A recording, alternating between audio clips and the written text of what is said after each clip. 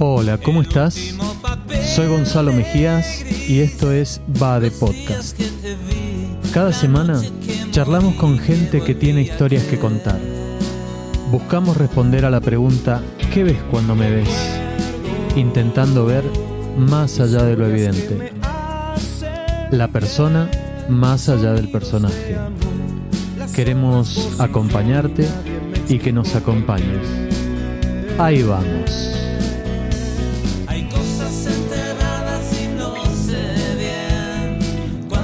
Bueno, ya tenemos agua, tenemos todo, así que vamos a largar. Bienvenidos a un nuevo episodio de Va de Podcast. Hoy estoy con una persona que conozco desde hace muy poco tiempo, pero que me parece una gran persona y además una persona sumamente divertida. La he visto en acción, he charlado un par de veces en forma personal con ella y siempre me he divertido, aparte de pasarlo muy bien. Así es que bueno, ella es Romina Vives. Muchas gracias, Gonzalo. Bueno, me ha encantado la introducción, más allá del personaje. ¿Cómo estás? ¿Bien? Pues sí, todo bien, con mucho lío. Tengo un estreno dentro de poco, entonces me he levantado desde por la mañana, dar clases, luego ensayos, he tenido una sesión de fotografía. Sí, muy bien. Sí, para el nuevo cartel. Y ahora pues con muchas ganas de venir aquí a hablar contigo un ratito. Mira, vamos a empezar pidiéndote que te presentes vos. Queremos saber, esto son como pequeños flashbacks de tu vida, ¿no? Entonces vamos a empezar por el presente, por la actualidad.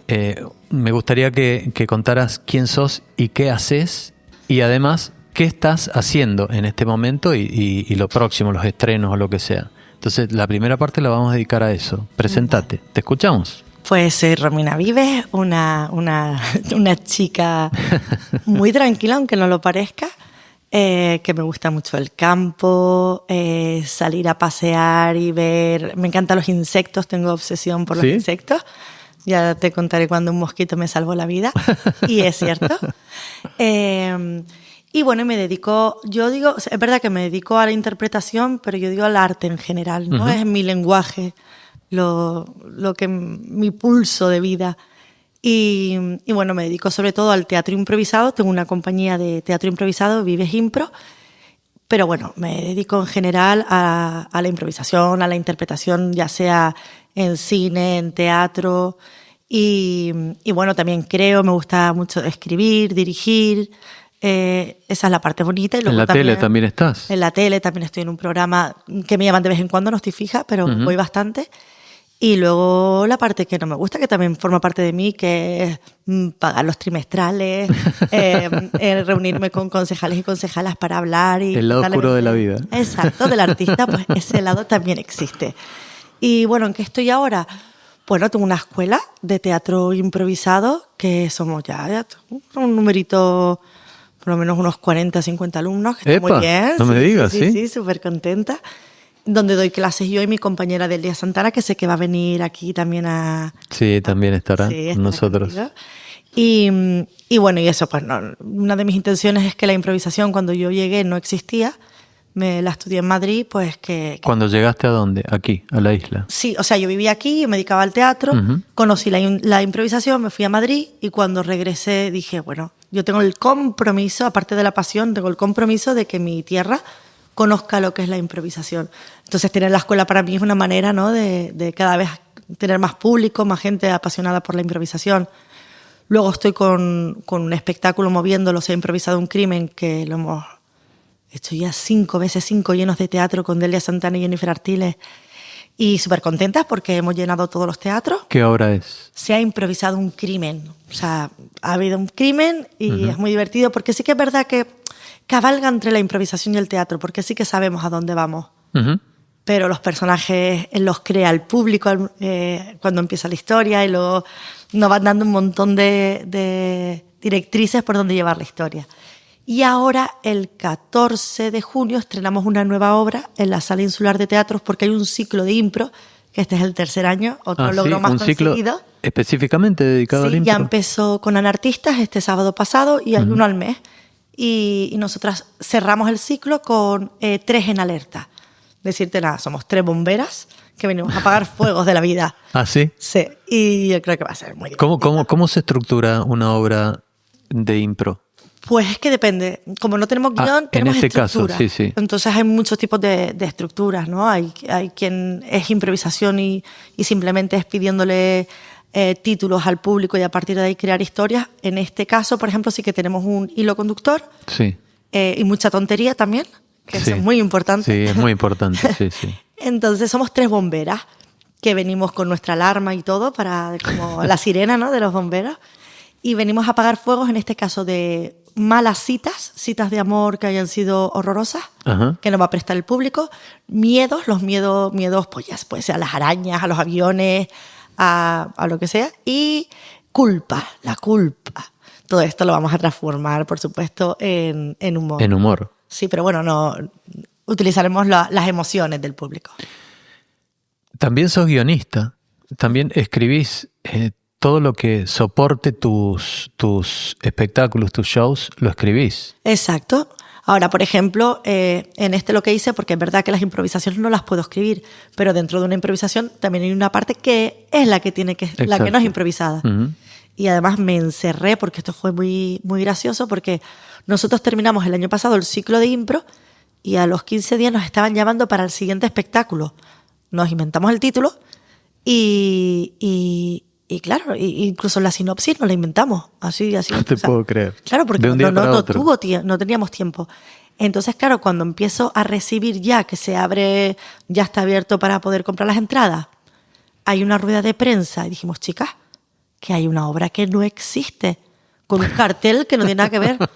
Entonces, el fin de semana pasado me encerré 3 días en el sur, que tiene ahí mi hermano una casita y estaba sola. Me fui con 2 perros, yo sola y en modo creativo.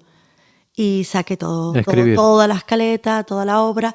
Y ya te digo, escribirla es una gozada. Para mí, el primer reto es quedar con mis compañeras y que, ¿no? Porque siempre aparecen los miedos. De lo que a lo mejor a mí me parece gracioso, lo que a mí me gusta, ellas me dicen, esto no sirve para nada, no nos gusta nada, no lo podemos defender. Claro. Y claro, yo cuando les paso el guión, lo primero que digo, y eso es así, porque yo tanto con Delia como con Jenny confío mucho en ellas, y les digo, chicas, evidentemente esto lo hacen de ustedes, ¿vale? Es la escaleta por donde quiero que vaya la obra, pero luego tenemos que sacar toda la tontería que se les ocurra. Lo llevan a su terreno, a sus características también. Exacto. Claro. Y fue leerlo y cuando ellas me dicen, me gusta, fue de bien. Claro. Eso es muy importante. Es fundamental que se sientan identificadas con tus compañeras, Claro. Con el espíritu que le has querido imponer al guión, ¿no? Sí, de todas formas nos entendemos ya un montón. O sea, ya yo sé lo que les gusta a ella. Esa era mi próxima pregunta. ¿Se divierten cuando ensayan? ¿Se divierten o es más profesional de lo que uno se imagina? Mira, yo he tenido, ¿no? Llevo 25 años en este mundo y he tenido ensayos donde estoy súper incómoda o ensayos donde no te sientes bien por lo que sea. Sí. No, por los egos casi siempre. Sí. Y con ellas, desde que las conozco, o sea, es que el proceso es tan divertido. Tan divertido. Yo, por ejemplo, se supone que soy directora y guionista, pero no les impongo nada, todo se habla. Oye, chicas, ¿qué le parece esto? Venga, la mayoría. A lo mejor podemos tener algo en lo que no estamos de acuerdo, pero hacemos como a ver quién convence a quién y la mayoría al final gana. Además nos reímos, ¿no? Se ha improvisado un crimen, hay una broma que yo no entiendo y sigo sin entender. Y ellas, mira, confía en nosotros. Y yo, perfecto. Y cuando el público se ría, ellas me miran como diciendo, ¿ves? Y cuando no se ríen, yo les miro y les digo, ¿ves? Claro. O sea que sí, el proceso es muy divertido. Además, tengo que decir que, por ejemplo, Delia tiene la cualidad que cuando hay un pelín de tensión, siempre hace una tontería que acabamos muertas, ¿no?, de risa. Después Jenny es muy pacificadora. Y yo no sé, se lo tendríamos que preguntar. Yo creo que soy bastante abierta y que al final lo que... Es rara vez que yo no voy a imponer nunca nada. Además, las considero tan buenas que siempre pienso es que va a funcionar. O sea, confío tanto en ellas. A Jenny todavía no la veo, pero Delia y vos son 2 talentos realmente. Bueno, son talentosas. Gracias. Más allá de... Vos ves que hay trabajo y que se dejan la piel, ¿no? en el escenario. Pero además de eso, hay talento, ¿viste? Hay otras veces que uno lo ve más estudiado, más forzado, más, no sé cómo decirlo, más automático, ¿no? Está muy bien y muchas veces pasa, pero cuando hay talento además es como otra comunicación con el público, ¿viste? No sé, generas risas más espontáneas, me parece, ¿no? Sí, yo creo que sí. De hecho, ustedes se dan cuenta también, ¿no? Sí. Cuanto a veces menos, aunque yo soy muy partidaria de lo que hay que prepararse, nos lo tenemos que preparar bien. Sí. Pero las improvisaciones contra más espontáneas, a más sorprendernos a nosotras mismas. Yo intento sorprenderla a ella siempre y ella a mí, ¿no? Entonces ahí es cuando se surge la magia. La otra vez te escuché decir algo que me dejó pensando y dije, bueno, lo voy a tener en cuenta para cuando nos juntemos a charlar en el podcast. Dijiste las técnicas de improvisación. A improvisar se aprende también. Claro. Y de hecho es lo que enseñás en tu escuela de improvisación. Ajá. Contame un poco, abrime ese concepto. ¿Cómo se enseña a improvisar y cuáles son esas técnicas, no? Vale, a ver, es largo, pero voy a intentar resumirlo. Contame. Tú piensas que un improvisador, para empezar, tiene que ser guionista, ¿no? De hecho, la improvisación para mí tiene esa parte friki, ¿no? Que también tiene una parte muy mental. Está la emocional, porque somos actores y actrices, pero también está la mental. Tú tienes que construir buenas historias. Para eso, evidentemente, le robamos muchas ideas a los guionistas.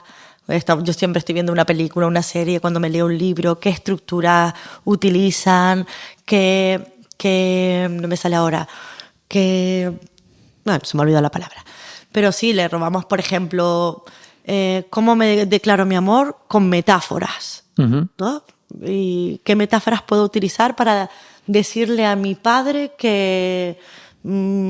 para confesarle que soy lesbiana, mi padre que es del Opus Dei, ¿no? A través de una metáfora. Entonces, utilizamos muchos recursos literarios, esa era la palabra, recursos literarios, y para hacer buenos guiones.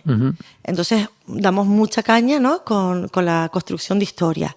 Luego, por otra parte, somos actores y actrices y jugamos con nuestras emociones, ¿no? Que esa es la parte quizás más teatral. Sí que es verdad que en el teatro... Tú lees tu personaje, tú puedes estudiar el personaje, sí, ¿no? Claro. Julieta es una niña de 15 años, impulsiva, el amor... Pero claro, la improvisación, yo no sé qué personaje voy a sacar. Entonces se construye quizás más desde el cuerpo, ¿no? Además, yo que era de Stanislavski, no sé si conoces a Stanislavski, claro. Pero bueno, el método Stanislavski viene, ¿no? Desde el recuerdo, desde las emociones. Y aquí poco nos sirve, de algo sirve, pero menos. Aquí es más como desde el cuerpo, ¿no? Una persona, por ejemplo, con un estatus bajo, por lo general va a mirar al suelo. Igual lleva hasta sus pies torciditos, un poco jorobado, ¿no? Una persona con un estatus alto. ¿Qué personaje? Y a partir de ahí, ¿cómo llega la emoción? ¿No? Se trabaja más desde el cuerpo, pero consigues la verdad también. Luego también, por ejemplo, si es una impro corta, la comedia, trabajar mucho la comedia. Luego somos escenógrafos, porque no sabemos, igual estamos en la luna, que estamos en un supermercado o estamos en un parque de atracciones. Eso me llamó poderosamente la atención, sí, la capacidad de generar un espacio físico en el acto. Y nosotros aprendemos a verlo, es que lo vemos todo. No, mis alumnos, yo me muero de risa porque atraviesan puertas, están con el abanico y aparece y desaparece cuando quieren. Y digo, chicos, no lo están viendo. Si lo vieran, se darían cuenta que han sacado un abanico, que se ponen a hablar y vuelven a sacar el abanico. No, el abanico se cierra, se guarda, ¿no? Y el improvisador está entrenado para ver todo lo que se crea. Si hay una mesa, no atravesar esa mesa. Si bebo y estoy hablando mientras estoy bebiendo, no puedo hablar mientras bebo. Claro. Entonces sí que desarrollamos como todo eso porque yo consigo ver todo lo que creo y crean mis compañeros. Lo que me di cuenta también viendo la noche de Vives Impro es que todos tus sentidos están al máximo. Claro. O sea, durante 1 hora y media es como que no te permitís un minuto de bajona. Cierto. Tenés a full los sentidos, todos, ¿no? Claro, porque estás creando a la par que estás tienes que estar comunicando. Y escuchando. Porque en la impro tú me das, yo no construyo más, sino yo recojo lo que tú me das y le sumo. El otro recoge eso y lo suma. Y lo si cada uno devolvés procesado, claro. Si todo el mundo propone, al final es una locura de historias. Muchas historias y ninguna se cierra. Entonces no, trabajamos siempre con lo que hay. O sea, se va sumando un poquito. Y en tu caso no solo tenés que captar la atención del público, sino que tenés que hacerlo reír. Claro. Hacerlo disfrutar. Yo pensaba, después de esta hora y media, esta gente termina agotada, filtrada, ¿no? Sí. No sé si recuerdan que vinieron ustedes, de hecho, a una actuación de 2 personas, de 2 improvisadores, que estábamos Delia y yo solas en Barsequillo. Ah, sí. Pues ahí, por ejemplo, tú piensas que nosotras, mientras estamos actuando, estamos creando a la vez que el público se ría y ver cómo avanza la historia. O sea, cómo... Entonces ahí el trabajo acabas agotadísimo, tu cerebro va a 1000 por hora. Sí, es increíble, sí. A mí me es un mundo que no controlaba, no tenía presente, el mundo de la impro. Y me ha parecido fascinante, realmente. Entiendo que he empezado, lo he descubierto a través de esto que te digo, de personas talentosas, ¿no? Pero no es un halago gratuito, lo digo porque lo siento así, ¿no? Entonces lo he descubierto con un estándar alto, ¿no?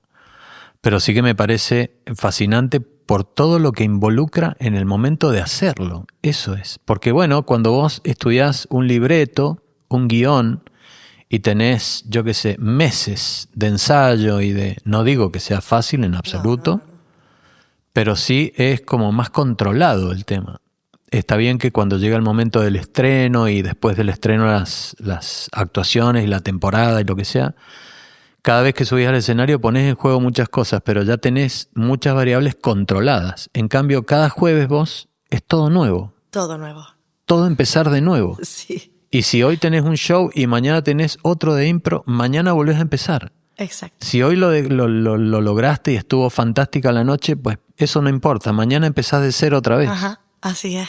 Claro, yo, por ejemplo, yo terminé la carrera en el 2004 de arte dramático, me he dedicado al cine, al teatro, y a mí la improvisación me parece lo más difícil para mí. Pero vamos, con diferencia, pero es lo que más me gusta. ¿De dónde viene la impro? ¿Dónde empieza la impro? La corriente de impro. Igual me van a matar, pero yo creo recordar, siempre me confundo, creo que era del hockey, ¿vale? En 1978, los descansos de los partidos de hockey en Canadá. Uh-huh. Hockey hielo. Sí, pues lo que hacían era unos comediantes como que entretenían y empezaron al como público. A concursar.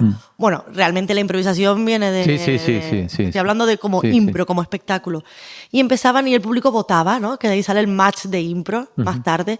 Entonces empezó a gustar mucho y era como los descansos, competían unos actores contra otros. Eso se hizo más grande hasta que se hizo famoso el match de impro, que eran 2 equipos con su árbitro, con su juez, y es eso donde el público vota. Eso se sigue haciendo y es muy guay. De hecho, una de las ilusiones mías es hacerla aquí. Ahora parece ser que en Valsequillo lo voy a hacer en el instituto con los estudiantes. Qué bueno. Y el público vota qué equipo le gusta más.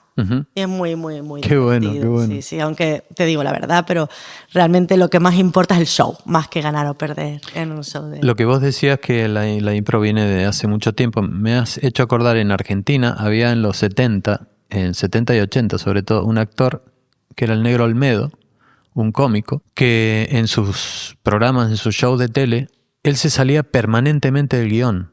Sus compañeros decían que sufrían porque se salía del guión, de hecho miraba a cámara y hacía gestos o se largaba un discurso, no sé, rompiendo completamente el guión, y la gente se moría de risa porque tenía una capacidad, un talento para hacerlo. Y claro, sus compañeros decían, sufrían porque se salía del guión, pero se terminaban riendo todos.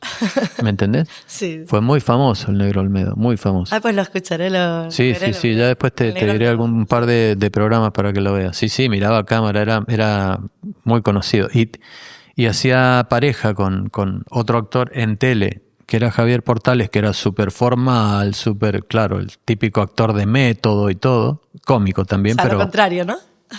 Y claro, hacían una pareja desternillante porque lo dejaba, y te dabas cuenta por ahí que lo dejaba, pero claro, el gordo Javier Portales se acostumbró a eso y ya le respondía también, ¿viste? Le seguía la corriente, ¿no? Qué bueno. Pero claro, sí, con un talento, una capacidad para improvisar, y me has hecho acordar por lo que decías, que vayas a ver también de dónde viene. Vos contaste la historia formal, Y hay gente que nace naturalmente con ese talento también de improvisar. Sí. Entonces, bueno, hemos pasado un poco por tu hoy profesional y por lo que estás haciendo. Una última cosa que me interesa del hoy es que, pero ya vamos a ver de dónde viene eso. Sos una artista muy formada, pero además sos emprendedora. Ajá. Sos emprendedora, producís tus shows, escribís tus shows, promovés tus shows, los vendés. ¿De dónde te viene la parte emprendedora? Pues yo creo que lo llevo en la sangre, porque es que además lo tuve claro desde que, o sea, yo estaba estudiando la carrera de arte dramático y como de una manera muy natural, siempre tuve claro que yo quería hacer lo que me diera la gana. Está bien, muy bien. Y mi madre dice que yo no he nacido para tener jefes. También es verdad que creo que no soy sabes que, bueno, jefa, mis colegas de broma me dicen eres la jefa, pero yo no soy jefa de nadie. Pero sí que, de hecho, los pocos trabajos que he tenido normales, entre comillas, le he dejado claro a los jefes que yo voy a trabajar la que más, pero que yo eso de posiciones y de estatus no lo entiendo en mi vida. Y muy natural, o sea, yo además estaba estudiando la carrera y empecé a trabajar en una productora, entonces tuve mucha suerte porque me acuerdo que me iba por toda la península, me enseñaron a ir con coche a vender productos, a vender obras de teatro. Incluso he hecho desde disfrazada de sándwich por Castellón, promocionando a la Paramount Comedy. O sea, he hecho tantas locuras, les he presentado. Trabajé mucho en producción y ahí aprendí mucho. Y no sé, siempre tuve claro que yo me lo como, yo me lo guiso y a mí me gusta, o sea, a veces está guay que te dirijan y no tener que pensar tanto. Pero a mí me gusta crear. Es que a mí yo no soy actriz, soy creadora. Me gusta crear. Vamos con el primer flashback, ¿vale? Venga. Nuestro público sabe que le pedimos fotos a nuestros invitados. Les pedimos básicamente 3 fotos. Una de su primera infancia, por decirlo de alguna manera, uno de la mitad de su vida y otro de un momento actual, otra foto. Entonces, vamos con Romy nos mandó 4, se ha portado súper bien, ¿vale? Vamos con la primera. Describísela a quienes nos están escuchando para que ellos la visualicen a través de lo que vos describís. Pues mira, esto es en Valencia, en el jardín de casa de mis tíos. Y yo creo que es la única vez que me han vestido de valenciana. A mi derecha tengo a mi papá, que sigue vivo, tiene 86 años. Perfecto. Y muy elegante mi madre, con una gafas de los años 70, qué guapa que es. Está mi madre pues feliz de que su hija vaya, que me pegué como 4 horas para que me hicieran ese peinado, las ensaimadas esas. Y yo tenía un cabreo porque tenía ganas, pero fueron muchas horas de peluquería y de hecho nunca más lo repetí. Y elegí esta foto por muchas cosas. Primero por la parte que me une a Valencia, ¿no? Mi padre es valenciano y toda mi vida siempre iba en verano a mi pueblo, donde las primeras veces de todo, de mi primer beso, mi primera borrachera, mi primer escaparme sin que mis padres se enteraran con los chicos, irnos en moto, obvio. Todo fue en el pueblo. ¿Qué pueblo es? Estibella, cerca de Sagunto. Y luego la unión que tengo con mis padres, que los amo muchísimo, son 2 personas maravillosas. ¿Cómo se llaman? Mi padre se llama Vicente, muy valenciano, y mi madre Conchita, Concepción, pero la llamamos Conchita. Conchi. Bueno, para mí son mamá y papá, yo nunca... Obviamente. Es para nosotros, para ponerles nombre. Y son 2. ¿Y dónde estabas ahí en esa foto? ¿En qué lugares te acordás? Estábamos en casa de mis tías, de mi tía Pepa. Me parecía que era un patio de casa, ¿no? Sí, era el patio de una casa y en el pueblo creo que era en Estibella, sí. Y eran 2 tías, que realmente no eran tías, pero además fue una decepción porque me enteré, eran mis tías de siempre, y me enteré de mayor que no eran tías. Eran amigas. Que eran como una casa que habían vendido mis abuelos y se le habían vendido a ellas por muy buen precio y les tenía mucho cariño, eran señoras muy mayores. que encima nosotros nos quedamos en esa casa, no sé, para mí eran mis tías. Eso te iba a decir, lo importante es que para vos eran tus tías y fueron tus tías durante esa época de tu vida, ¿no? Sí. ¿Qué edad tenías ahí? Yo creo que tendría unos 5 o 6 añitos. ¿Sí? 5 o 6 añitos. Y estaba deseando siempre llegar al pueblo. Contanos, ¿cómo fue tu infancia? Pues una niña un poco rarita. A ver. A ver, decirte de mi infancia. Bueno, muy querida por mi madre y mi padre. Yo tengo que decir que mi madre y mi padre son peculiares. ¿Por qué? Son peculiares. Mi padre... ¿Tú has visto Mejor Imposible de...? Sí, Bueno, claro. mi padre es un poco así, ¿vale? ¿Ah, sí? Sí. Con el señor Judal. Sí, es más Asperger, pero, pero sí, va por ahí. Y mi madre vive en los mundos de Yuppie. O sea, mi madre es maravilloso todo. O sea, pero te puedo contar de... Mira, el otro día, la semana pasada está bien, pero la semana pasada se le subió el sodio y la ingresamos 4 días en el hospital. La primera vez, un susto que me llevé. Y me dice el médico, bueno, el bulto de la cabeza lo tiene igual. Y yo, ¿qué? Y yo, mamá, ¿tú tienes un bulto en la cabeza? Y dice, sí, me lo dijeron hace 8 años, pero nada, ni caso. Y a mi hermano dice, mamá, que tiene un bulto en la cabeza. Joder, no nos ¿sabes? O sea, todo es maravilloso, nunca hay problema de nada. Y esto porque venía que me voy... Que te pregunté cómo fue tu infancia, entonces, empezaste por describir a tus padres. Sí. Entonces mi realidad en mi casa era todo muy bonito, muy maravilloso, me dejaban ser, ¿no? Porque yo tenía mucha imaginación. De hecho, mi hermano siempre cuenta que mi hermano lo pasó mal por mi culpa, porque, por ejemplo, aquí en el pueblo, en Bañaderos, a todas mis primas yo les decía que venía de otro planeta de vampiros, donde tenían que comer insectos. Mis primas... las tuve años comiendo insectos. No te puedo creer. Bueno, en la guardería también llamaron a mis padres porque tenía un niño con una indigesta de mosquitos que si quería tener superpoderes tenía que comer mosquitos. Mi hermano venía llorando a casa todos los días de mamá. Romina va diciendo por ahí que tenemos 4 helicópteros y guardaespaldas y no sé qué, que somos de otro planeta. Y mi hermano es todo lo contrario que yo.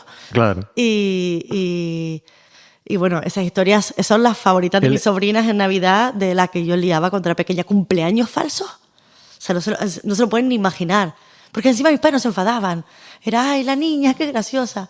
O sea, mis padres aparecían cada día en la casa de alguien de la guardería, con los regalos en su casa, tocando la puerta. No, Conchi, no, es el cumpleaños de mi hija. ¿Tu hermano es mayor o menor? Mayor. ¿Mayor que vos? Sí. 5 años mayor. O sea que sufría con gusto, porque él ya tenía amigas que entendían más y te venían a hacer las trastadas. Pero era muy tímido. Ahora además, ya se ha espabilado, pero pobre chico. Iba por ahí, imagínate. La que le tocó. Sí, bueno, tengo de anécdotas de mis mentiras. Contá. A ver, alguna que me acuerde. Bueno, la de los mosquitos. Sí, esa es increíble. Oscar se llamaba el pobre. El que estaba indigestado por los mosquitos. Por los mosquitos. No te puedo creer. La de los cumpleaños inventados. Y es que eso no se enfadaba. ¿Y de dónde venían esas historias? ¿Qué crees? Pero es que no sé. Bueno, a ver. Mi madre me crió así de, buenos días por la mañana, señor sillón, buenos días, tenedor, voy a comer. Que ahora sería una especie de New Age, una cosa así. Sí, algo así. Entonces me contaban muchos cuentos, me gustaba leer, no sé, tenía una imaginación. ¿Te gustaba leer? Sí, desbordante. De hecho, leía más de pequeña que ahora. Ahora no tengo tiempo, me estoy haciendo una adulta. Y escribir, inventar mi historia, porque encima yo no era mentirosa de no he hecho los deberes. Claro, no. Eras mentirosa creativa, claro. De película. Claro. Pero sí, a niveles tenía a mis padres locos de la cabeza. Es como que improvisabas historias también. Total. Qué bueno. En el colegio le llamaban, porque luego encima tuve una época un poquito ya más mayor, con 12, 13 años, que me dio por las películas de terror. Teníamos una vecina que tenía, bueno, yo no sé de dónde sacaba tantas películas, y de algún videoclub, todo cine de terror, entonces se las prestaba a mi madre. Y yo me obsesioné con el terror, con 12, 13 años, entonces todo lo llevaba a la muerte. Y yo en el colegio, todos los dibujos que hacía, haz una frase, y yo, van a morir todos crucificados, todo la muerte, todo. Y me acuerdo que llamaron a mis padres para que me llevara al psicólogo enseñándole los dibujos de la niña y la muerte. Y mis padres, no pasa nada, es artista. No te puedo creer. Ellos sabían de qué venía la cosa, ¿no? Ay, qué pena que no estén aquí para te morirías de risa de mi padre contándote historia. Algún día lo hacemos. Venga, sí. Contame un recuerdo fuerte que tengas así de la infancia. Alguno que se te viene a la cabeza. Uy, se me vino uno, pero... ¿Pero qué? Voy a quitarlo. ¿Por? ¿No es bueno? No, les gustará escuchar cosas bonitas, me imagino, ¿no? A la gente. No, contá. El primero que se te viene a la cabeza. A ver, espérate, déjame pensar alguno.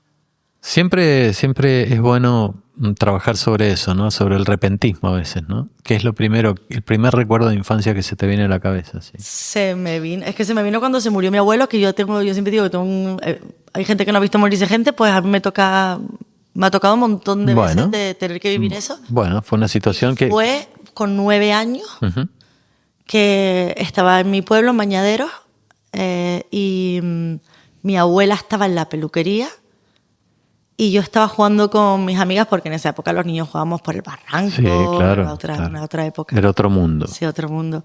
Y decidimos ir a la playa, ¿no? Como teníamos ahí el puertillo, pues dijimos, vamos a la playita. Entonces digo, bueno, me voy a casa, me pongo el bikini y quedamos ahora. Y cuando yo llego, mi abuelo era el típico hombre fuerte. Hombretón, como se dice hombretón. Aquí. Y cabezón, porque trabajaba en las plataneras. El pueblo de al lado tenía unas plataneras. Y días de calor, y él se iba y cargaba, era brutito. Y venía de las plataneras y de repente lo veo que me pide un abanico, y yo ahí a su lado, claro, yo no sabía lo que estaba pasando, le faltaba el aire, yo ahí cogiendo en la mano, intentando abanicarle como podía, hasta que me dice, como pudo, me dijo, abuela. Entonces recuerdo salir, o sea, es que lo recuerdo como si fuera ayer, salir corriendo, y empecé a gritar como... Todos los vecinos están siempre por la calle, las ventanas abiertas. ¡Mi abuelo! ¡Socorro, mi abuelo! Ya empezó a salir y yo dije, vayan a ver a mi abuelo. Y yo me fui corriendo a la peluquería por la calle como una loca, y estaba mi abuela con el tinte. De hecho, se salió con el tinte. Claro.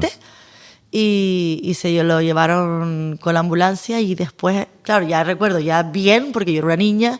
Me fui con las primas de mi madre y me lo pasé todo el día con ellas jugando, súper guay. Y luego me explicaron como que el abuelo no lo iba a ver más. Y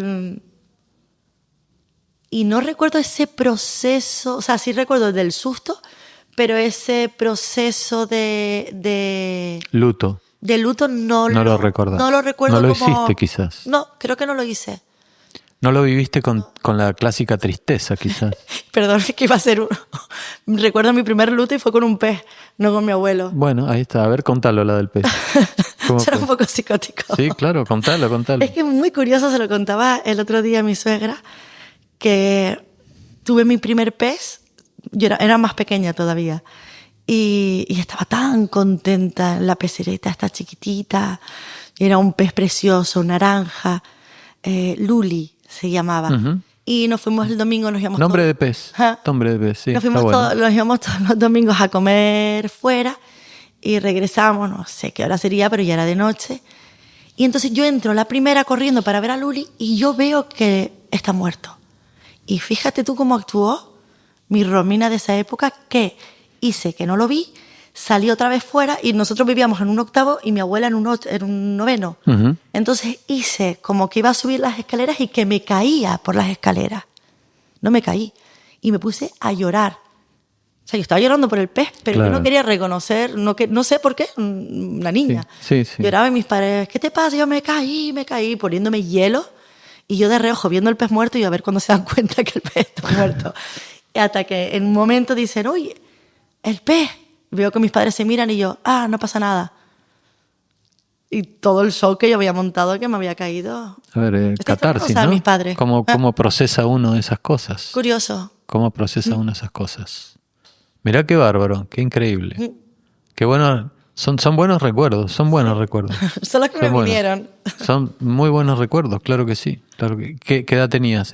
Alrededor de los 9, dijiste, ¿no? 9, sí, 10 cuando años. lo de mi abuelo fueron 9, y yo creo que con el pez, bueno, más o menos igual, por ahí, por esa época. Uh-huh. Mira vos. Me vino la muerte. Pero aparte, estaba pensando con lo que contabas, eras muy creativa, evidentemente, de una vida interior impresionante, disparada por la lectura también, no solo por la mamá New Age, sino también por la lectura y yo qué sé. No, mi mamá y papá hicieron mucho. Bueno, mamá y papá también. Pero además era bastante cabroncilla, ¿no? Porque contarle las historias, hacerlo comer insectos a los chicos. Sí. Qué bárbara. Tenía un punto gamberrillo. Sí, claro. Qué bueno, qué bueno. ¿Y has vuelto a ver a esas chicas, a esos chicos a los que hiciste comer insectos? A esos no, de hecho mis primas las podría ver y podríamos recordarlo, pero no sé si tienen un buen recuerdo de mí. No lo sé, me gustaría algún día hablarlo. Tengo de un poquito más adulta, porque eso se fue desapareciendo, me fui convirtiendo en una persona normal a lo largo del tiempo. Y sí, bueno, mi amiga Davinia, una de mis mejores amigas, siempre cuenta que ella tiene un piercing en el ombligo, en la nariz, ¿sabes? Tiene diferentes piercings, los cuales se los hice yo con 12, 13 años, y le dije que me había sacado un título en no sé qué sitio. Y ahí las puse a todas mis amigas, me acuerdo en el baño del instituto haciéndoselo. Y Davinia, pero seguro que tienes un título, ¿y cuándo te lo has sacado? Te lo prometo, sí, lo podemos llamar aquí. Para que te lo cuente y te mueres de la risa, como te lo cuenta. Increíble. Ella, sí, son historias que les gusta contar. Yo me avergüenzo un poco, pero en el fondo digo... No, son muy divertidas. Sí. Son muy divertidas. Vamos a saltar a la próxima foto. Contanos, describíla. Esta era mi casa de Escaleritas, que fue la casa. ¿Vivías en Escaleritas? Fue la primera casa, sí, donde primero viví en Escaleritas. Uh-huh. Luego ya, cuando me fui a estudiar la carrera, mis padres se compraron una casa en Valencia. Y ahora, ahora ya en mi siguiente casa, pues viví en muchos alquileres, y ahora ya en Valsequillo, que la casa. Y bueno, tengo unos recuerdos de esta casa de... ¿Es tu primera casa en Escaleritas? Sí. Aquí estuve hasta... ¿Con quién estás? Con mi padre. ¿Es tu padre? Sí, mi padre, yo creo, de las personas de las que más me entiendo, ¿no? Cuando te dicen, ¿a qué quieres más? ¿Tomar de tu padre? Evidentemente los quiero a los dos exactamente igual, los amo. Pero con mi padre tengo una conexión mágica. Especial. Sí. ¿Qué edad tenías ahí? Pues... 12, 13. Sí, 12, 13 años. 12, es muy afectuosa la foto. Sí. Es muy afectuosa. Y lo sigo siendo, muy... mi padre... La niña de tu padre, ¿no? Sí. Además, Él tiene cara orgulloso en esa foto. Mi madre... Como de estar orgulloso de cómo me quiere mi hija. Ajá. En esa época... Y uno empieza a descubrir que los padres no son superhéroes, ¿no? Exacto. En esa época yo no se lo recrimino, porque es padre tiene 86 años, imagínate dónde el pensamiento en el que se crió. Pero sí que... ¿Vos qué edad tenés, Romy? Yo tengo 47 años. 47, claro. Bueno, naciste, él tenía ya casi 40 años. Sí. Uh-huh. Mis padres se llevan 10 años. Uh-huh. Vale. Y en esa época, yo me he dado cuenta O sea, mi padre es muy inteligente. Uh-huh. Emocionalmente no tanto como mi madre. Mi madre tiene mucha más inteligencia emocional. Pero mi padre, y por su condición, pues de estas personas que tú le dices poemas y se lo sabe todo... Capitales, tiene mucha memoria, una memoria, que no voy a tener yo en mi vida. ¿Lo diagnosticaron a él, Asperger? Mucho después. Muchísimo. Pero lo diagnosticaron. Después. Sí, pero muchísimo después. Entonces, claro, él tiene, para unas cosas es muy inteligente. Entonces, él siempre, a los que no son tan, sobre todo a las mujeres, ¿sabes? A mi madre, yo lo he visto mucho con mi abuela. Mi pobre padre lo va a escuchar, pero bueno, es lo que hay, papi. Con mi abuela, con mi madre, conmigo lo intentó, ahora ya no lo hace. Uh-huh. Sí que a partir del humor, ¿no? Porque él nunca ha sido una persona, es muy buena gente, pero sí que con el humor, sí que poner un poquito por debajo de no son tan listos como yo, ¿no? Por ejemplo, mi abuela era de pueblo. Yo me acuerdo de mi abuela la primera vez que fue a Barcelona y escuchaba que lo de la máquina del metro... Muchas gracias por no sé qué. Sí. Y mi padre cogía y decía, ¡ay, pobre mujer todo el día trabajando ahí! Y mi abuela le decía, ¿pero hay alguien ahí dentro? O sea, era muy, muy, muy burletero. Y yo me reivindiqué un día. Y dije, a partir de ahora no te vas a reír ni de mí, ni de mi madre, ni de nadie, ¿sabes? Porque al final nos estás dejando, ¿sabes? Con el chistecito. Sí, claro. Pero nos estás dejando siempre, ¿no? Pero yo creo que es una generación, porque incluso a mi hermano también le pasa mucho, ¿sabes? ¿Sabes? De con el humor y con el chistecito. Burlesco, sí, rebajar un poquito a los demás. Y bueno, me salió eso ahora de mi padre, pero vamos, que lo adoro, tengo una conexión con él. De hecho, mi madre y mi hermano chocan mucho con él. Sí. Con él. Con él. Ah, vale. Somos una familia, la verdad es que nos queremos un montón, pero sí que chocan. Y yo soy el punto medio entre mi padre, soy la que solo quiere que lo cuide yo, que le haga las curas yo. Si alguien quiere algo de mi padre, pídeselo tú. ¿Cuáles son los lugares y los colores y los olores que recordás de tu infancia? Vale. Bueno, yo tengo, no me acuerdo ahora cómo se llama la condición esta, que por ejemplo para mí una ola del mar es merengue. Se llama... Sinestesia, ¿no es? No sé. No, pero es parecido. Pero algo parecido, sí. No me acuerdo, ahora lo buscaremos en Google. Bueno, sí. quien tenga, hoy no hay, hoy claro. no hay internet. Todavía no. Sí. Pues mira, me encanta un color que asocio eso. Por ejemplo, las olas del mar, me encanta la espuma, el color ese blanco de la espuma que me recuerda al merengue. De hecho, yo puedo comer merengue viendo, o sea, imaginándome una ola. ¿Era por ahí la pregunta o no la entendí? Sí, los colores, olores y lugares que recordás de tu infancia. Vale, olores. Pues mira, la tarta de merengue de los domingos que venía una camioneta a Bañaderos que decía vendemos tarta! Y salíamos corriendo, tartas y helados. Salíamos todos los niños corriendo y abría la camioneta y ese olor a merengue. Oh, increíble. Me encantaba, sí. El olor a salitre, por ejemplo, también. Estabas muy cerca del mar, ¿no? Sí, cerquita del mar y... Bañaderos. Bañaderos, claro. Y siempre, tanto la casa como el olor a salitre. Un olor que... Bueno, el olor también por la parte valenciana a pólvora, ¿no? Uh-huh. De las fallas. Realmente cualquier fiesta valenciana es un queman escándalo. Algo. O queman algo o la mascletá. La mascletá, sí. Entonces siempre hay mascletá por algo, ¿no? Hay una procesión, termina con una mascletá. Entonces el olor a pólvora también, el olor también al ser canaria, y además nosotros éramos de los que siempre que podíamos íbamos al sur, el olor a coco, ¿no? Del bronceador de los guiris. Bueno, nosotros los canarios también nos ponemos bronceador, ¿no? Al coco y piña. Sí. Mezclado con el cloro, es un olor que de mi infancia también lo tengo muy presente. Oh, y un olor que me ha venido horroroso, que también me inventé cosas. El comedor de la guardería. ¿Sí? Olía a potaje y a sopa. Pero cuando vos ibas a la guardería. Sí, ahí recuerdo eras pequeñita. Que lloré, les decía a mis padres que me ponían de ese olor? Sopa. Bueno, yo recuerdo un día de la profesora cogiéndome y yo llorando, pegándole patadas. Y mis padres, pero Romina, ¿qué pasa? Y yo les decía, mamá, tú no sabes lo que está pasando ahí. Están poniendo peces vivos en la sopa y nos obligan a comernos los peces vivos. Pero ¿cómo están poniendo peces vivos? Pero por la guardería, dijo, señora, que no ponemos peces vivos a ningún niño. No te puedo creer. Sí. Me haces acordar a Ally McBeal. ¿Viste esa serie? Que ella se imaginaba tantas cosas. No la he visto. O sea, he visto trocitos porque la impro lo utilizamos. Le robamos a Ally McBeal, por ejemplo. Si de repente tú y yo nos encontramos y lo utilizamos sobre todo para pensamientos o agresivos o sexuales, ¿no? Por ejemplo, yo te veo y tú me dices, ay, no, mira, ¿qué tal? Te veo un poquito más gorda. Pues a lo mejor yo hago una señal al de luces y ahí te pego una paliza en cámara lenta de, cabrón, po.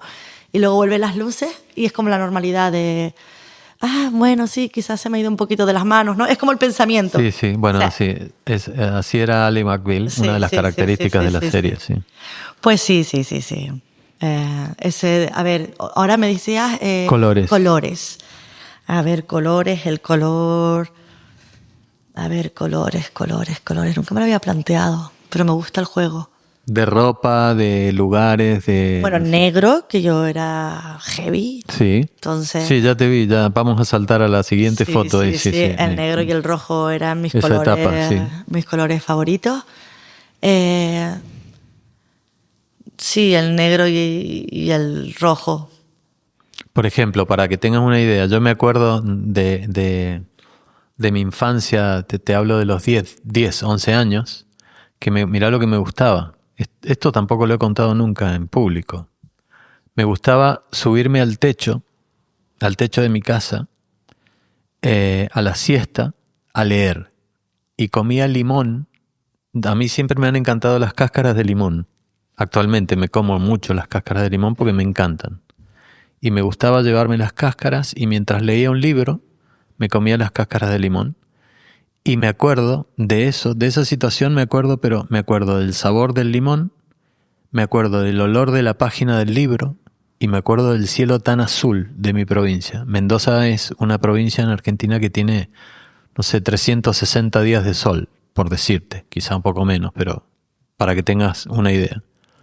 Y un cielo absolutamente azul, y más, te hablo de los 70, donde la contaminación era mucho menor. Claro. Entonces me acuerdo de eso. Ahí tenés un ejemplo me acuerdo de olores, lugares y colores, ¿me entendés? Me acuerdo del color de ese cielo. No sé, lo debo haber visto muchas otras veces, pero yo qué sé. Se te quedó grabado. Sí, se me quedó grabado, sí. Hay un escritor que dice, no me acuerdo en este momento para citar el nombre, pero dice que nosotros no nos acordamos de los lugares, nos acordamos de los momentos que vivimos en esos lugares. ¿Entendés? Uh-huh. Entonces, yo me acuerdo de eso. Por tanto, tiene que haber colores como el negro, por ejemplo, que se te vino a la mente, tiene que haber otros colores también de los que te acuerdes, ¿no? Por alguna situación, yo qué sé. No sé, los ojos de tu madre, yo qué sé, por decirte, pero bueno, ahora me vino siempre hacía un camino desde mi casa a la piscina del pueblo. Uh-huh. Y pasábamos a mí me gustaban mucho las piedras. Sí. No era de muñecas, era de insectos, como te dije antes, sí, de piedras. Sí. Me gustaban mucho las piedras. Hacía como si fuera una muñeca, pues igual. Yo hacía historias y vidas con las piedras y con los botes. Uh-huh. De champú y de todo. Sí. Y pasaba como por una parte de piedras muy bonitas, además. Y me acuerdo de siempre cuando íbamos a la piscina era como atardeciendo, ese color un poquito más anaranjado. ¿Ves? Todo el suelo gris y yo con mis piedras cogiéndolos y inventándome mis historias de magia. Ahí está. Me vino esa idea. Genial. ¿Escribiste algo en esa época? ¿Llegaste a escribir o era todo tu imaginación? A ver, tenía muchos diarios. ¿Ah, sí? ¿Llevabas diarios? Diarios, además me acuerdo de la risa porque tuve una época como muy religiosa, no sé, la época de mi abuela, ¿no? Que mi abuela me enseñó a leer el rosario y me enseñaba y leíamos la Biblia juntas cuando éramos pequeñas. Entonces me hace gracia, ¿no? Como siempre terminaba diciendo 10 veces tengo ofendidos. Claro, en claro, todas era típico, las hojas. sí. Luego, hablando sé que me impactó mucho la muerte a veces los leo y me hace mucha gracia, de un jugador de baloncesto que murió en un accidente de coche. Igual tenía yo 6, 7 años. Algo he escuchado de esa historia. Y lo describo, de cómo me he sentido, luego lo típico de ir al colegio, no sé qué, y me encanta, ¿no? Como, sí, diario. Ahí están los nombres de los primeros chicos. Sí, exacto, todo. Qué bueno eso. ¿Y los volvés a leer de vez en cuando? De vez en cuando los leo, de hecho, tengo uno ya más mayorcita, rojo, que fue cuando descubrí que no había gente que no creía en Dios. Ah, vale. Que fue una vez que iba... Sí, me impactó porque yo no sabía que existía esa posibilidad. Y un día unos amigos de mis padres me dicen, ¿dónde vas? Y yo, no, de ver al Señor. Y me dice, ¿qué Señor? Y yo, de Dios. Y empezó a reírse y dice, de Dios. ¿No? Y se rió, entonces yo no entendí. Entonces se lo pregunté a mis padres y me explicaron que había gente que no creía. Y yo, Y ahí fue mi proceso de... Te toca contar la próxima foto. Ya hemos cerrado la etapa de la infancia, creo que estamos entrando ya en la pubertad, ¿no? Sí. Te confieso que cuando me la mandaste me costó entenderla al principio, hasta que le encontré la forma. Este era el cuarto, también era mi cuarto, ¿no? Realmente el mío era parecido. Este era el de mi primer novio y lo que pasa es que pasábamos ahí él y yo, lo decoramos él y yo.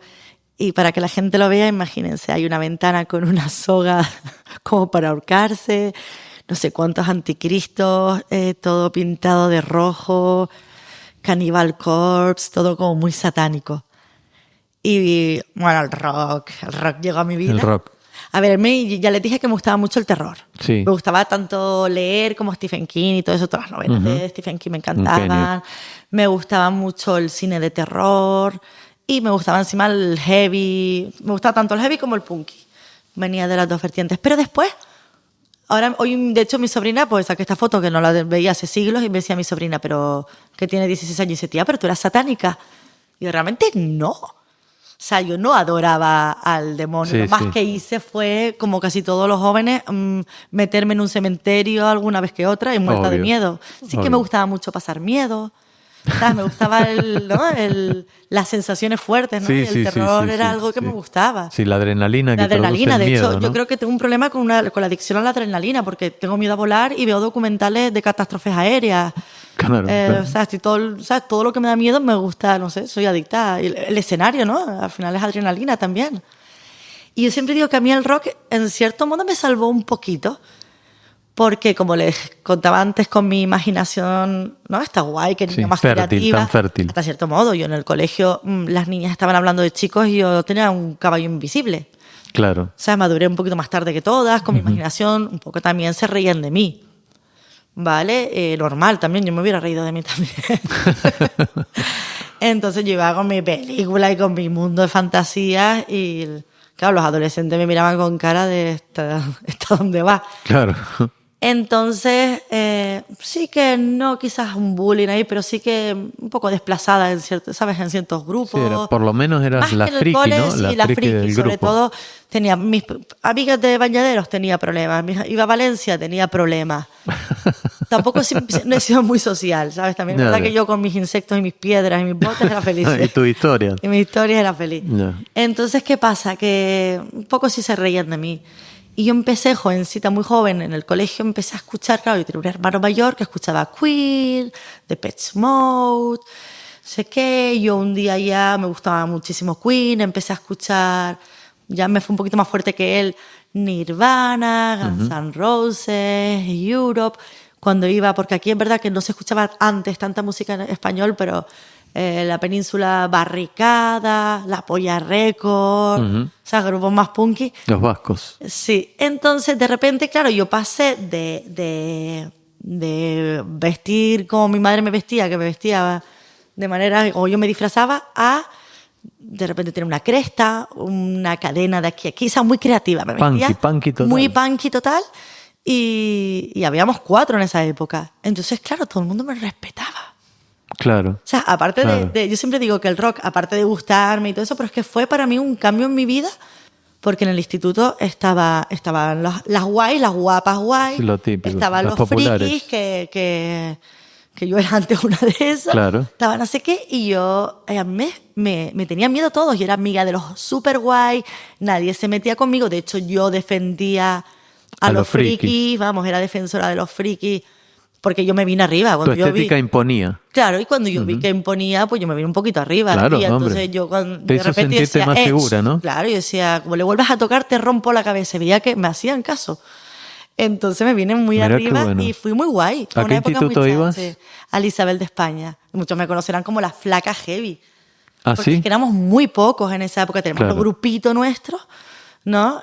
Esto evidentemente en la parte mía personal, de crecimiento personal de adolescente. Luego, evidentemente me encantaba, aunque nosotros éramos unos heavy punkies en mi pandilla, éramos un poquito de los de, ¿sabes? Nosotros no nos podemos drogar porque eso lo hacen los coyotes, que eran los que les gustaba la música disco. Nosotros calimoche. A ver, calimoche, éramos súper sanotes en el fondo. Sí. Y no invocábamos al demonio, más que en las canciones, y era más una manera mía más de imaginar, ¿no? Toda esa parte del terror, del miedo.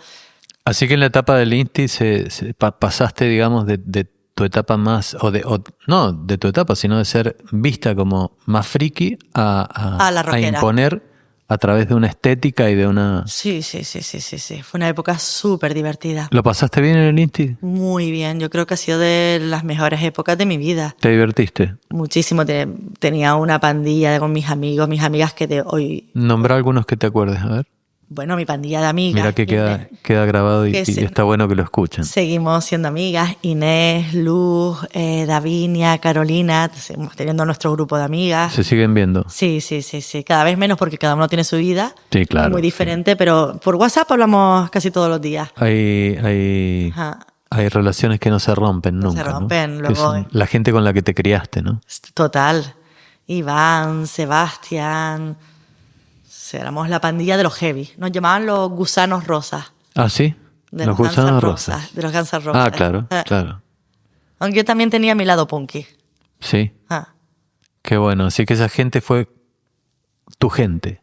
Era durante mi esa pandilla, época. Sí. Lo que pasa es que yo luego terminé el instituto y me fui a Londres, que allá... Ahora viene.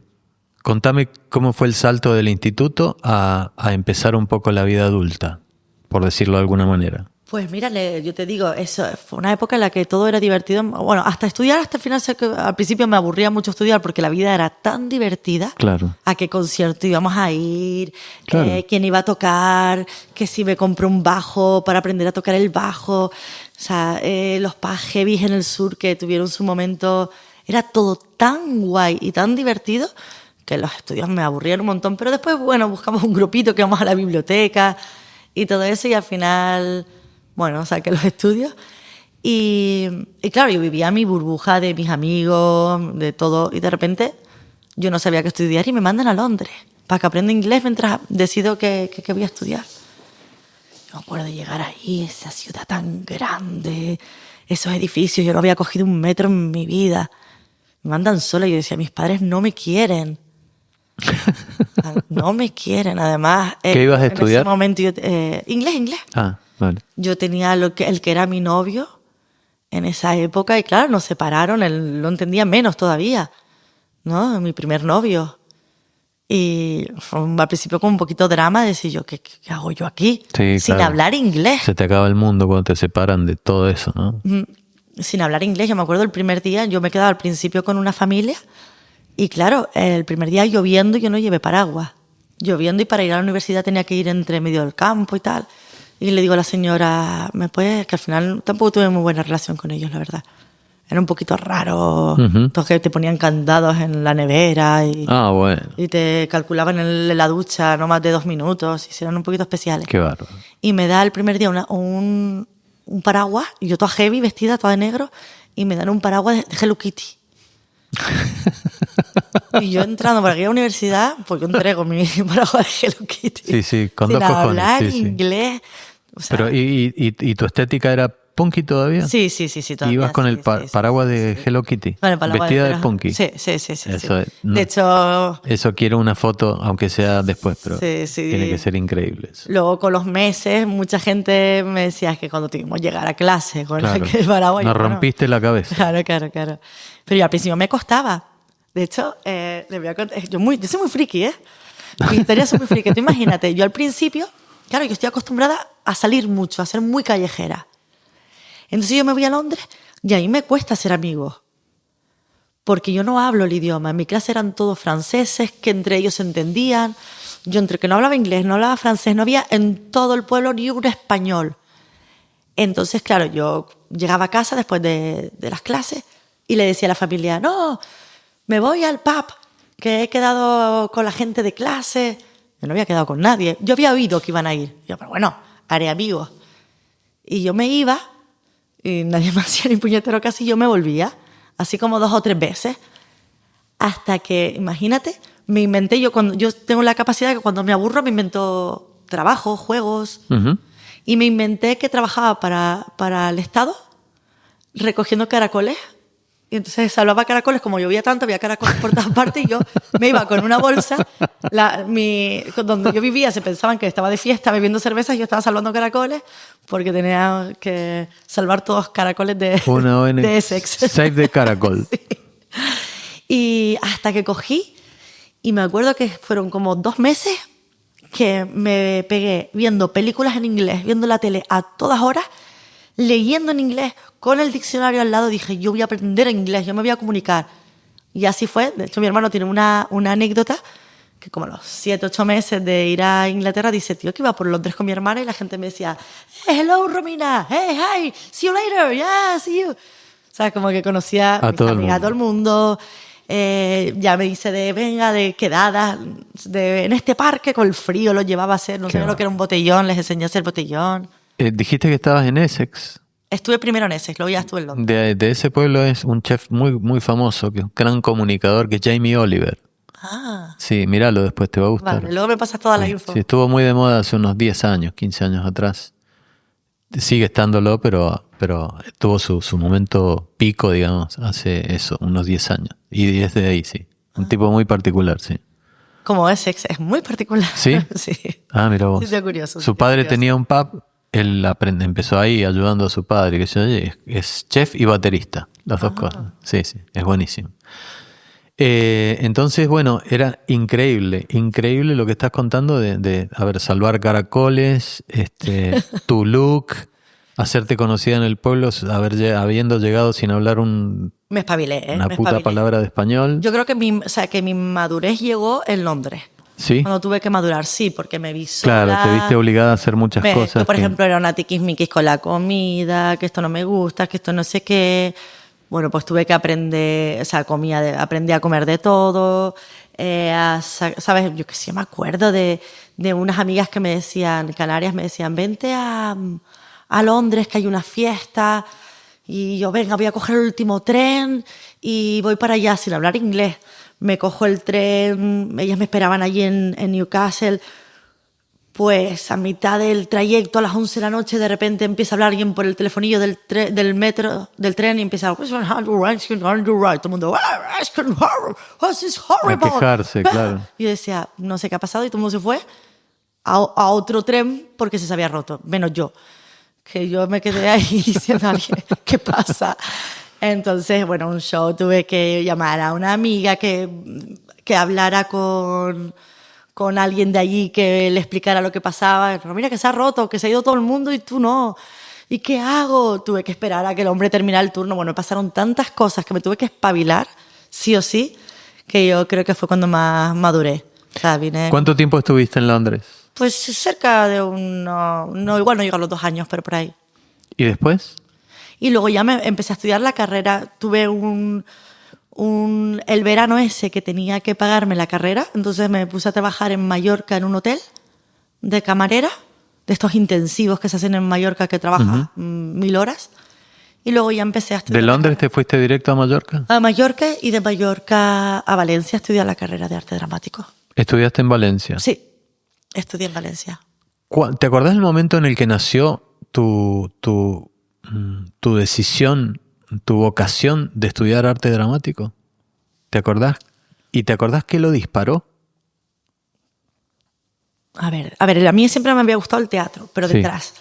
O sea, me gustaba escribir y dirigir.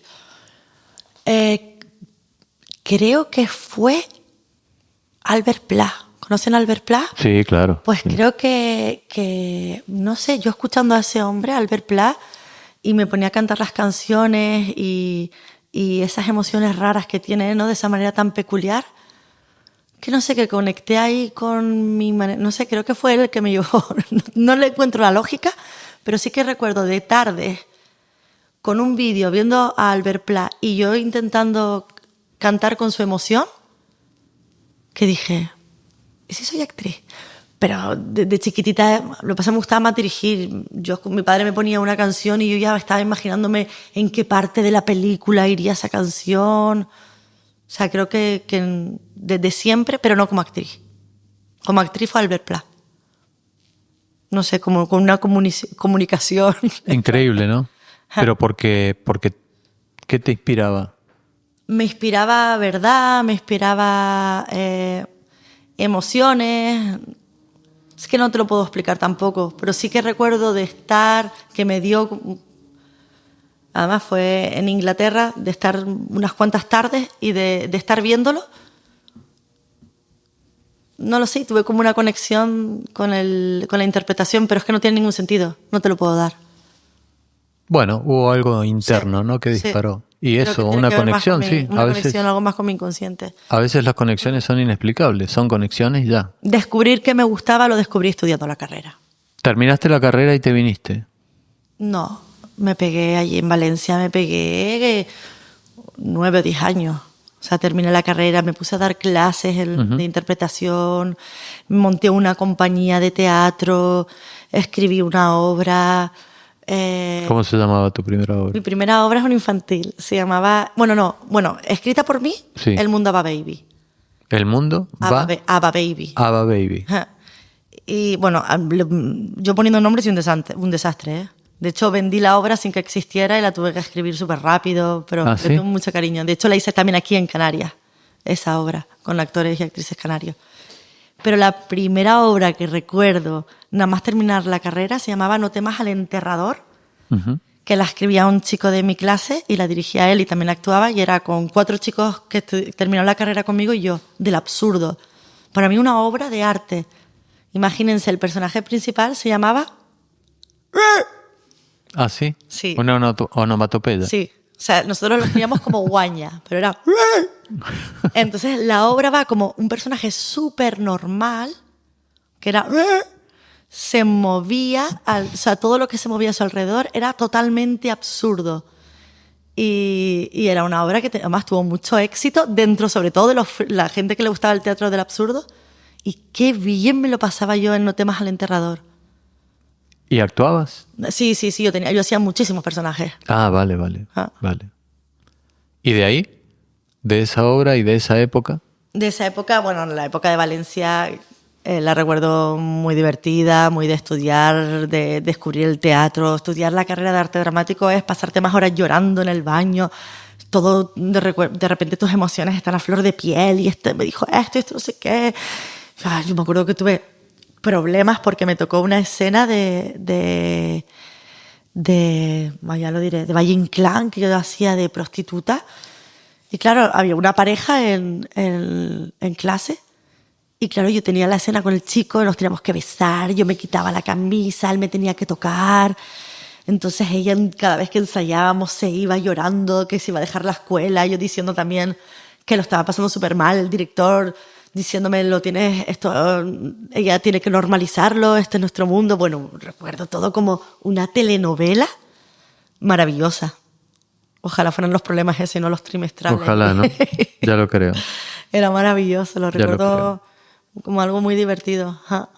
¿En qué año te volvés? ¿En qué año llegás? Soy malísima para la fecha. ¿A tu tierra? Bueno, más o menos. Pues yo creo que en el 2009 o 2008, por ahí, 2009, por ahí me vengo para Canarias. Y claro, no conocía a nadie de aquí. Claro, habías construido tu ambiente y tu vida laboral allá. Yo me vine por amor. ¿Te viniste por amor? Sí, yo antes me movía solo por amor. Pero me costó poquito. Aquí, sobre todo, monté enseguida una compañía con la que es ahora la actual directora de la Escuela de Actores, con Esther Muñoz. Y montamos, cuando casi no había aquí café-teatro, Bululúas. Y nos íbamos por bares, fuimos hasta en Barcelona, hacíamos sobre todo café-teatro. Y ella viene del mimo corporal, entonces ella contaba historias, se llamaba Momentos, nuestro cabaret. Ella contaba historias con el cuerpo, sin hablar, súper bonitos, la verdad es que es una maravilla lo que hace. Y yo hacía monólogos de humor, pero monólogos no llevados a la stand-up, sino llevados a los personajes, ¿no? Tenía una rusa, que es un monólogo de Darío Fo, y yo lo llevé a una rusa que enseñaba a las mujeres a fingir orgasmos. Tenía otro personaje que era una niña suicida, que había tenido una vida perturbada y era un humor negro ahí del duro, pero estaba muy chulo. Luego ella y yo hacíamos un baile como de competencia donde acabamos dándonos una paliza, donde queríamos competir por ser la mejor bailarina. Así, un poquito transgresor, estaba guay. Qué bueno. Y giraron por toda la isla, me imagino, el archipiélago. Bueno, es que aquí no había, tampoco era gira a los 5 o 6 No, giraron, cafeteatros. me refiero a que se habrán movido por todo. Sí, nos movíamos por todo, incluso donde no existía, nosotros hacíamos que existiese. Fuera de Canarias solo fuimos a Barcelona, que hicimos creo que 2 o 3 representaciones. ¿Y de ahí hasta hoy, cómo fue tu camino? Claro, yo estaba con eso, aparte yo, trabajaba para otras compañías, trabajaba muchísimo para niños, y daba clases, siempre he dado clases. Y luego llega a mi vida la impro. Y entonces cuando conozco la impro digo... ¿Cómo te encontrás con la impro? Porque, yo conocía la impro, lo había visto y me parecía imposible. Y decía, bueno, eso no voy a hacer yo en la vida, me parece lo más difícil del mundo. Y entonces nos contó un compañero de aquí de teatro, Rubén Darío, que iba a venir un improvisador de Madrid, él es malagueño pero vive en Madrid, que iba a venir a dar un curso. Y me apunté. Me pareció tan difícil, se me dio fatal. En la impro salen todos tus... O sea, todo lo que se te da mal se va a salir. Claro. ¿Sabes? Entonces, lo recuerdo como pasarlo muy mal y decir, es lo que necesito. Yo tengo un problema y es que me aburro. Y el teatro llega a un punto que me aburre también. Lo reconozco. Sí. Siempre hago la misma obra y entonces digo, uy. Y entonces la impro era, para mi TDAH era perfecto. Siempre diferente, siempre tengo que estar investigando. Y me fui a Madrid a especializarme en improvisación. Y allí fue donde estudié, con los grandes. Estudié con Calambur Teatro, con el que más estuve. Luego estuve con Yamin, con Impro Madrid, con Javi Pastor, con Omar Argentino. Cuando podía me los traía. Y yo ya me vi con la necesidad de traerlos para acá. De decir, en Canarias no hay impro. Tengo que montar una compañía de impro allí y que crezca esto, ¿no? Y así fue. Entonces, ya llevo un poco 11, la pionera. 12 años, sí. O sea, junto a... empezó Impropio, que actúan conmigo ahora, que son Efraín, Abraham, con otros 2 chicos que ya no se dedican a la impro. Y yo, fuimos los pioneros en hacer improvisación. Efraín, Abraham y yo. Y ahora poco a poco nos ha costado porque al ser tan pocos, pero bueno, ya tenemos nuestro público, está creciendo, ya hemos conseguido nuestro ciclo. Yo llevo ya con mi compañía un tiempo y estoy contentísima, está creciendo. Vamos a la última foto que mandaste. Contanos. Mira, esta es mi época actual. Toca la pantalla si no se te funde a negro. Esta es una escena de Se ha improvisado un crimen, donde se ve a Delia Santana con un pene de goma, vestida de detective, su secretaria, que es Jennifer Artiles, intentando apuntar todo lo que ella dice sobre ese pene, y yo mirando, flipando el pene. Bueno, esto es una obra de teatro donde le decimos al público que nos traiga objetos. Y porque cualquiera de esos objetos puede ser el arma homicida. El arma homicida, ¿no? Entonces nos trajeron, al público le encanta la fiesta, nos trajeron el pene y justamente ahí hicieron la foto. Y claro, Delia encima con el imaginario que tiene fue coger el pene y empezar a salir ahí barbaridades y la gente muerta de la risa. Y elegí la foto porque marca yo siempre había trabajado con hombres. Siempre, ¿no? Me llevaba muy bien siempre con los chicos y con las chicas, pues, no tanto. Y estoy en una época de mi vida donde todo lo contrario, donde estoy trabajando con chicas, eso de, no, entre las mujeres nos llevamos peor, nos criticamos, nada, ¿verdad? O sea, son mi círculo de confianza, donde puedo ser yo, puedo hablar de todo tipo de cosas con ellas. Nos reímos, nos decimos las verdades, pero no las decimos. O sea, estoy en una época de mi vida que me encanta tener amigas, amigas como ellas, además. ¿Cómo es tu vida actual personal? ¿Cómo es mi vida actual personal? A ver, yo soy muy tranquila. No tengo muy poca vida social. Vivo en Valsequillo. Sí. Entonces, lo que... Contale un poco a la gente sobre Valsequillo, porque no nos escuchan solamente gente de Canarias. Contale. Pues está en el suroeste de la isla. Uy, está sonando un teléfono. ¿Es tuyo o mío? No, el mío no suena. Vale, es mío, pero espérate, ¿sabes no lo que pasa pasa? nada. Le voy a explicar a la gente que sí. Como mi teléfono no tiene cobertura, estoy utilizando el teléfono de mi padre. Vale. Y no sé apagarlo. Ya, vale, no pasa nada. Entonces va a sonar de vez en cuando. Sí. Menos mal que ha sonado, eso quiere decir que ya hay un poco de cobertura, ¿no? Movistar sí tienes ahora. Sí. Ahora es el que... Nada, cero cobertura. Vale. ¿Y qué estaba contando que se me olvidó? ¿Cómo era tu vida actual? Sí, Valsequillo. Sos poco... de Valsequillo, sí. Vivo en el campo, en una casa muy chula, con chimenea. Tengo muy pocos vecinos, vivo entre montañas, con mis animales, tengo un perro y 2 gatos. Es verdad que paso muy poco tiempo en casa, porque estoy todo el día trabajando, porque es lo que más me gusta. Entonces, pero cuando estoy allí, o sea, me encantan los paseos por las montañas, por la noche, viendo las estrellas abrigaditas, por el día, irme son las montañas, me voy a ver mis insectos. No te he contado por qué me salvó la vida un mosquito. No, me lo tenés que contar. Viendo mis insectos y conectando con cosas, con obras de teatro, con el aquí y ahora a veces. Y ese es el momento como más de relax que tengo. Pero ya cojo el coche, tengo clases casi todos los días, tengo mi escuela.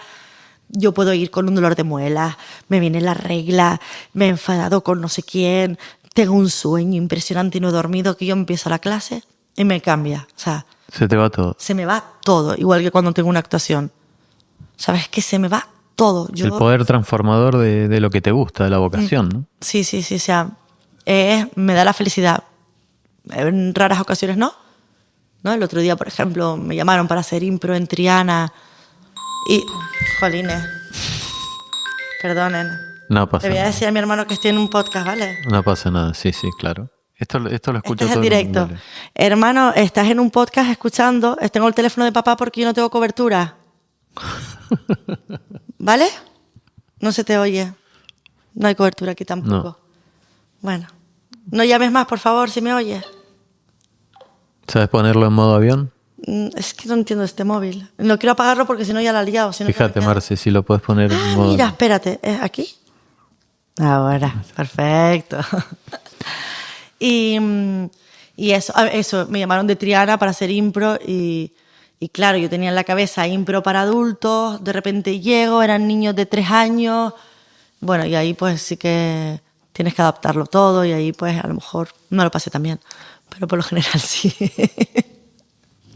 Entonces, tu vida está absolutamente traspasada, digamos, por tu trabajo. Tu trabajo y tranquilidad con perros, ver series, me encanta, leer. Me gusta mucho ese momento de por la noche de ponerme una serie, abrirme un vinito, si se puede. Y...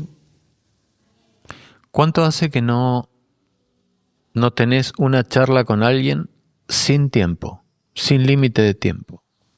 A ver...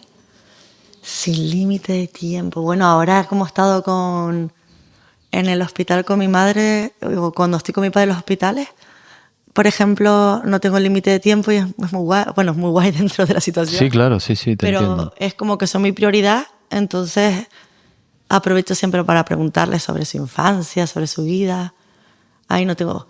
Me gusta, por ejemplo, cuando estoy con mi padre no suelo tener tiempo porque como él va a otro ritmo, camina muy despacio, entonces yo no puedo tener prisa. Entonces él me enseña a vivir despacio y me mola muchísimo de fijarme en la gente, en las caras de las personas. Juego con mi padre a mirar las caras, a ver los letreros de las tiendas, qué tiendas hay, porque es que en mi día a día voy pegada al móvil, corriendo, claro. rápido. No hay tiempo. Y me gusta ir con mi padre porque no puedo ir rápido. Entonces... respiro y él me enseña a ir lento y es maravilloso. ¿Qué cosas son sanadoras actualmente para vos? ¿Qué cosas considerarías que son sanadoras? Por ejemplo, decías que tu trabajo, cuando tenés que llegar a la escuela o llegás a una obra, se te van todos los males. Exacto. Además de eso, ¿qué otras cosas para vos son sanadoras? Bueno, son sanadoras. Ahora que tenemos tiempo acá en el podcast, contanos. Cuando estoy en casa y mi perro se pone encima mía, viene la gatita y se pone encima del perro, es que se me quitan todas las penas. Los amo tanto y los miro, me encanta que estén los dos juntos, tener un perro y un gato que se quieren, que yo pensaba que iba a ser imposible, y todo lo que se quieren, eso me encanta. Después, cualquier instante, segundo que esté con mis sobrinas, que me estén contando su vida, que se estén riendo, o sea, cualquier momento con ellas es sanador. ¿Qué edad tienen? Pues tiene las que son muy lindas. Aina, la pequeña, tiene 16 recién cumplidos, que vive en Hamburgo. Luego son 3 hermanas. Sí. Luego viene Laia, que está estudiando biología, tiene 18 años y está en Heidelberg. Está súper contenta con su carrera de biología. Y Naira, que termina relaciones internacionales, no sé cómo se llama el sitio, en Alemania, y ahora se va a China. Qué bárbaro. Y es que son maravillosas, las tres súper diferentes. ¿Y tienen mucha onda con la tía Romy? Sí. O sea... Absolutamente. Sí. Nos lo contamos todo. Obvio, como debe ser. Sí. O sea, yo hablo... Con la pequeña es la que más me llama, pero tengo confianza plena con... Es verdad que la del medio, Laia, es muy suya. O sea, nunca vamos a saber nada de ella porque... Bueno. Porque ella no cuenta. Siempre tiene que haber alguien. Es la top secret. Claro. La que te inspira la curiosidad, ¿no? Son mi inspiración. Qué bueno. Sí. Entonces, tiempo con ella. Tiempo con mis padres, con mi familia. Vamos a terminar con un ejercicio que es otra cosa que muchas veces no tenemos tiempo de hacer, y es, te voy a pedir que nombres a las personas a las que te gustaría honrar en este momento para terminar el podcast. Acordate que esto queda grabado y que si alguna de las personas que querés honrar nombrándolas están vivas, lo pueden escuchar. Y si no están aquí, a lo mejor en algún plano también lo pueden escuchar. Entonces, quisiera que hicieras ese ejercicio, que nombres a las personas que son más importantes para vos, para tus afectos. Mi mamá, mi papá, mi hermano, mis sobrinas, Naira, Laia, Aina, mi cuñada, Araceli, que es como si fuera mi hermana, mi pareja, Alberto, Fernando, que es mi hijastro, evidentemente todo mi Thor, Flash, Pantera, mis abuelitos. Esas son las personas más importantes de mi vida. Creo que, excepto tus abuelos, todos los demás pueden escuchar esto. Ajá. Bueno. Pero se los digo mucho, ¿eh? ¿Sí? Saben que los amo muchísimo. Bueno, quizás escucharlo grabado también, que lo hayas dicho en público, porque está bien, eso es el mejor ejercicio, el más sano, decírselos, y mucho, todo lo que puedas. Pero además, escuchar que lo has dicho en público puede ser más emocionante. Más emocionante, más importante, un gesto, sí. ¿No? Bueno, mira, nada, estamos cerrando el capítulo, ¿vale? Lo último que quiero que me cuentes es la canción que me mandaste. Yo pido una canción favorita. Me mandaste una de Extremoduro que no la conocía, que se llama Jesucristo García. No la puedo poner por los derechos, no me van a dejar subirlo después. Si la pongo, la tengo preparada, pero no puedo por los derechos. Pero sí, me gustaría que me contaras por qué te gusta. Ya, es que ya lo he contado, porque la elegí porque marcaba esa época más rockera de mi vida. La que yo siempre digo que a mí el rock me salvó de ser una friki a una chachi. Y Extremoduro, bueno, lo escuchaba todas horas y lo sigo escuchando, o sea, me sigue encantando. Robe, me encanta el Robe, esas letras que tiene. Bueno, ha sido encantador tenerte aquí, ¿vale? Creo que quien nos escuche lo va a disfrutar un montón. Muchísimas gracias, Gonzalo, de verdad ha sido un placer. Creo que nunca me había hablado tanto de mí. Esa es la idea. Y tendré que volver, ¿sabes por qué? A ver. Porque les queda pendiente la historia del mosquito Salvador. Es verdad, quedó pendiente. En el siguiente podcast. Sí, es verdad. Así vuelvo, lo hago adrede. Sí, claro. Gracias, Romy. Gracias.